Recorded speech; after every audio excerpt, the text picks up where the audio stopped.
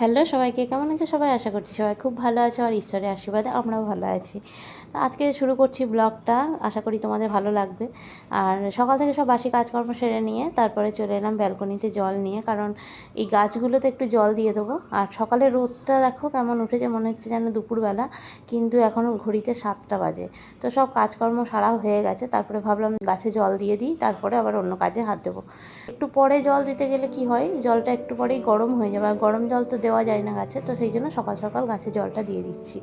আর ওইদিকে যে বিকালে দেবো, বিকালেও তাই, মানে অনেকক্ষণ জলটা গরম থাকে বিকালে। এখন যে হারে গরমটা পড়েছে, গরম জলে হাত দেওয়া যায় না। তো সেগুলো যদি গাছে দিলে ক্ষতি হয় বলে বিকালে জলটা দিচ্ছি না, এখন সকালেই জলটা দিচ্ছি। আর এইগুলো হচ্ছে দেখো পর্তুলিকা গাছ, ছোট। আর এইগুলো একটা মানে দুটো কিনেছিলাম একদম ছোট্ট, তো সেখান থেকে কেটে কেটে আবার এই যে এই টবগুলো দেখছো, এই ছোটো ছোটো করে ডাল বসিয়ে দিয়েছিলাম। তো সেই গাছগুলো কত সুন্দর লেগে গেছে, আর এর মধ্যে একদম ছোট্ট ছোট্ট ফুল হয়, সেগুলো হচ্ছে পর্তুলিকা ফুল। আর এই গাছটা এখানেই বিক্রি করতে এসেছিলো। এই দেখো, দেখছো একটা গোলাপি কালারের যে ফুলটা, একদম ছোট, দেখাতে পারলাম না হয়তো। তো ওই রকম ফুলটা সব জায়গায়, মানে ওইগুলোতেও ফুটবে। তো সব টবগুলো ফাঁকা থাকার জন্য ওইগুলোতে বসিয়ে দিয়েছিলাম, তো দেখছি সবগুলোই হয়ে গেছে। আর আজ রবিবার হওয়ার কারণে রান্নার অত তাড়া ছিল না, কিন্তু তবুও তাড়াতাড়ি করে নিচ্ছি, যে দুপুর হয়ে গেলে রান্না করতে আর ইচ্ছা করে না, এত গরম। তো সব সময় ভাবি যে 11টার এদিকে যদি হয়ে যায় রান্নাটা তাহলে ভালো হয়। তো সেই জন্য রান্নাটা শুরু করে দিয়েছি। প্রথমে টিফিন করে নিলাম, টিফিন করার পরে দেখলাম রান্নাটাও একবারেই সেরে নিই, তা না হলে অসুবিধা হবে, তখন গরম পুরো মানে আরও বেশি গরম করতে শুরু করবে, তো তখন কষ্ট হবে। সেই জন্য তার রান্নাটা তাড়াতাড়ি করে নিচ্ছি। আর আজকে রান্না করছি হচ্ছে করলা আলু ভাজা। করলা আলু ভাজাটা হয়ে গেছে, আর চুনো মাছ এনেছিলো, চুনো মাছটাও ভেজে নিয়েছি। আর হচ্ছে চিকেনটা একদম ঝোল করবো, আলু দিয়ে চিকেনের যে ঝোলটা, কারণ মেয়ে খেতে যায় না, মানে রবিবার যেহেতু, তো চিকেন তো খেতেই হবে। আর অন্য দিনও ভাতের সঙ্গে চিকেন খেতে পায় না বলে রবিবারটা খায়। আর এই যে ঘুগনি করেছিলাম একটু টিফিনে, তো সেটাই একটু রয়ে গেছে, তো সেটা ফ্রিজে তুলে রাখলাম, তা নাহলে যা গরম নষ্ট হয়ে যাওয়ার একটা ভয় থেকে যায়। তো সেই জন্য ফ্রিজে তুলে রাখলাম। আর সন্ধেবেলা যদি ওরা খায় তো একটু তখন বের করে আবার গরম করে দেবো। আর এখানে চিকেনটা বসানোর জন্য আলুগুলো প্রথমেই ভেজে তুলে নিয়েছি, তারপরে ওই তেলেই পেঁয়াজ দিয়ে দিয়েছি। তো পেঁয়াজটা একটু লাল লাল ভাজা হতেই চিকেনটা দিয়ে দিলাম। আর আজকে চিকেনটা একদম ইউনিক পদ্ধতিতে রান্না করছি, কারণ হচ্ছে এটাতে কিছুই মানে বাটা কিছু দিইনি আমি। একটা পেঁয়াজ কেটে নিয়েছিলাম, আর একটা পেঁয়াজ হচ্ছে ওই এতে মানে থেঁতো করে নিয়েছিলাম। আর একটু সামান্য আদা আর রসুনটাও থেঁতো করে নিয়েছিলাম, আর আদাটা একটু গ্রেটারে গ্রেট করে দিয়েছি। তো ওরকম করেই এগুলোকে আমি একটুক্ষণ ম্যারিনেশন করে রেখেছি, আর ম্যারিনেট করে নিয়েছি একটুক্ষণ, তারপরে দিয়ে দিয়েছি। আর তার মধ্যে হলুদ মশলা, মানে জিরে গুঁড়ো, হলুদ গুঁড়ো, কাশ্মীরি লঙ্কা গুঁড়ো, লঙ্কা, তেল সব দিয়ে একটুক্ষণ রেখে দিয়েছিলাম। তো তারপরে সবগুলোই একসঙ্গে দিয়ে দিলাম, আর লবণও দিয়ে দিয়েছিলাম, সেই জন্য আর কিছু দেওয়ার ছিল না, একবারে সব দিয়ে বসিয়ে দিয়েছিলাম। তো ওটা হতে হতে এদিকে দেখলাম যে এই গাছটা ব্যালকনিতে ছিল, আর ওইদিকে যেহেতু এসির গরম হাওয়াটা লাগে, তো গাছটা খারাপ হয়ে যাচ্ছিলো। তো সেই জন্য এই গাছটা নিয়ে এসে ভেতরে রেখে দিলাম। আর এই গাছগুলো ভেতরেও ভালো হয়, ঘরের ভিতরে। তো সেই জন্য ভিতরে এনে ওইভাবে সাজিয়ে দিলাম ওখানে।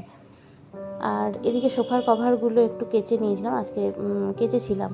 তো এখন যা গরমটার জন্য, এখন যেভাবে গরম আছে ব্যালকনিতেও, রোদ না হলেও শুকিয়ে যায়, বেশিক্ষণ টাইম লাগে না। আর সকালে চান করার সময় আমি এগুলো কেচে দিয়েছিলাম, মেয়েরও স্কুলের ড্রেস ছিল, তারপর সোফার কভার, কুশন কভার সবগুলোই আজকে কেচেছিলাম, কারণ রান্না তাড়া ছিল না। তো সেই জন্য ভাবলাম একবারে কেচে কুচে তারপর চান করে নেবো। আর এখন দেরিতে চান করতে একদম ইচ্ছে করছে না গরম জলটার জন্য, তো সকাল সকাল সেই জন্য চানটা সেরে নিচ্ছি, মানে সব কাজ সেরে তারপর চান করে অন্য কাজ করতে আরম্ভ করছি। তো কেচেছিলাম তখনই, আর মেলে দিয়েছিলাম, দেখো সব শুকিয়ে গেছে, যা যা কেচেছিলাম সব শুকিয়ে গেছে। তো ভাবলাম সোফাটা এভাবে পড়ে আছে, তো এটাকেও সাজিয়ে দিই ভালোভাবে। তো সব কভার দিয়ে দিলাম। আর এই যে কুশানগুলো একটু রোদে দিয়ে নিয়েছিলাম, রোদটার মানে ব্যালকনিতে একটু দিয়ে নিয়েছিলাম, আর তারপরে কভারগুলো পরিয়ে দেবো।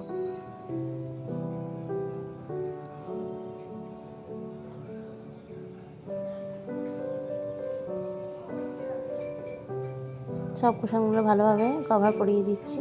আর এটা চেন দেওয়া নিয়ে বেশ সুবিধা হয়েছে, মানে এটা খুলে পরিষ্কার করে আবার ভালোভাবে পরিয়ে নেওয়া যায়। এটা আমি যেমন কিনেছিলাম 5টা ছিল, এখন এখানে 3টে থাকে বলে এখানেই রাখি, বাকি বিছানার সঙ্গে খাটে রেখে দিই। আর এই কুশন কভারগুলো একবারও কাচিনি, আজকেই প্রথম কাচলাম, আর দেখা একদম নতুনের মতো হয়ে গেল।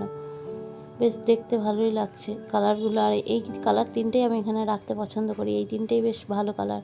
অন্য দুটো অতটা ভালো লাগে না আমার, এই তিনটে যতটা ভালো লাগে। আর এই কুশন কভারগুলো পড়াতে পড়াতে আমার একটা কথা খুব মনে পড়ছিল।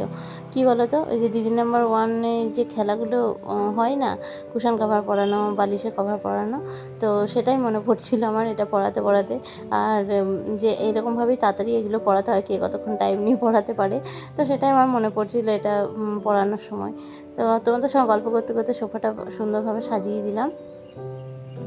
আর এখানে যে গাছটায় জল দিয়েছিলাম, তো তখন জলটা টানেনি মাটিটা বলে একটু ওয়েট করছিলাম।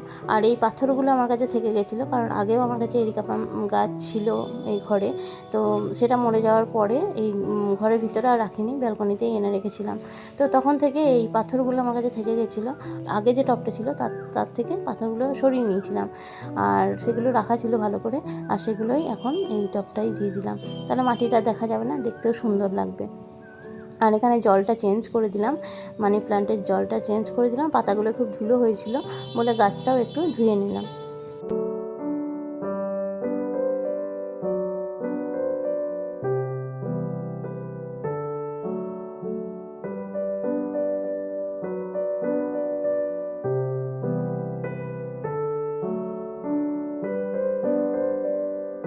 আর এর মধ্যে একটা পাতা মানে পচে গেছিলো, কালো হয়ে গেছিলো, সেটা ভিতরে রয়ে গেছিলো, সেটাও বের করে ফেলে দিলাম। আর এই গাছটা একদম ছোট্ট, মানে পাতা যেমন লাগায় সেরকমভাবে লাগিয়েছিলাম, তারপরে দেখছি শেকড় হয়ে বেশ বড় হচ্ছে গাছটা। আর এইভাবে ডাইনিং টেবিলে সাজিয়ে দিলাম। আর এখন চলে এলাম, সন্ধ্যেবেলা হয়ে গেছে, আর চলে এলাম হচ্ছে আইসক্রিম বানাতে। মানে দুধটা একটু ফুটিয়ে জাল দিয়ে ঘন করে নিয়েছিলাম, তার মধ্যে চিনি দিয়ে ভালোভাবে মিক্সড করে নিলাম। আর এই যে আইসক্রিমের কোটোগুলো দেখছো, এগুলো কিন্তু তিন্নি ডিজাইন করেছে, খুব সুন্দর আমার মেয়েটা ডিজাইন করেছে এটা। আর এই আইসক্রিমটা ম্যাঙ্গো ফ্লেভারে সেদিনকে তোমাদেরকে দেখিয়েছিলাম, সেই আইসক্রিমের কোটোগুলো। তো কোটোগুলো আমি ফেলিনি, এগুলোতে আইসক্রিম বানাবো করে, কারণ অনেকটা পরিমাণে আইসক্রিমটা ধরবে, সেই জন্য এই কোটোগুলোতে আইসক্রিম বানাবো করে সেগুলো ধুয়ে ভালোভাবে রেখে দিয়েছিলাম। আর সেগুলোই ও কালার করে আবার ডিজাইন করেছে খুব সুন্দর করে। তো তিনজনে তিনটে আইসক্রিম বসিয়ে নিলাম, আর সমান করে তিনটে সমান ভাগ করে নিলাম। আর একটা করে চামচ দিয়ে ঢাকনাটা দিয়ে দেবো।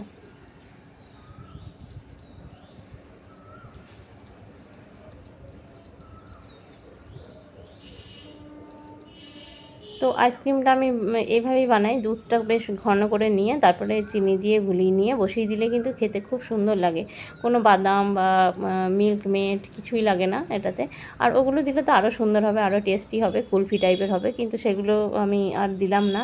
এইভাবেই দুধটা দিয়ে চিনি দিয়ে বসিয়ে দিলাম। দুধটা শুধু একটু ঘন করে নিয়েছিলাম, কারণ পাতলা দুধে ভালো হবে না, সেই জন্য দুধটা অনেকক্ষণ ফুটিয়ে একটু ঘন করে নিয়ে তার মধ্যে চিনিটা বেশি করে দিয়েছিলাম, মিষ্টিটা না হলে তো আইসক্রিম ভালো লাগে না।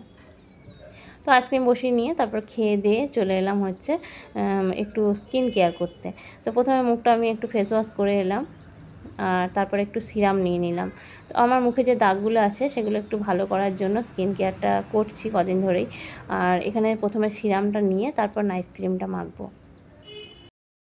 আর এখন এই গরমটার জন্য দিনে প্রায় 2-3 বার করে চান করা হয়ে যাচ্ছে, মানে গাটা ধোয়া হয়ে যাচ্ছে। তো রান্নাবান্না করার পরে আমি একটু চান করে নিয়েছিলাম, গাটা ধুয়ে তারপরে মুখটাও তখন ফেস ওয়াশ করে নিয়ে তারপরে চলে এসেছি।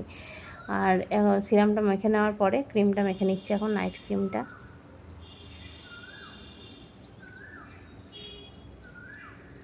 ভালোভাবে মুখে, গলায়, হাতে সব মেখে নেবো। আর আজকে ব্লগটা যেহেতু বড় হয়ে যাবে, সেই জন্য সন্ধ্যেবেলাকার রান্নাবান্নাগুলো আজকে আর দেখালাম না, সেটা শেয়ার করলাম না, কারণ ব্লগটা অত বড় করতে চাইছি না, ছোটোর মধ্যেই রাখতে চাইছি। তো যদি একটু ভালো লেগে থাকে আজকের ব্লগটা, অবশ্যই লাইক করো, কমেন্ট করো, আর যারা নতুন আছে অবশ্যই চ্যানেলটাকে সাবস্ক্রাইব করে পাশে থাকা বেল আইকনটি প্রেস করে পাশে থেকো। দেখা হচ্ছে অন্য ব্লগে, ততক্ষণের জন্য সবাই ভালো থেকো, সুস্থ থেকো, টাটা, গুড নাইট।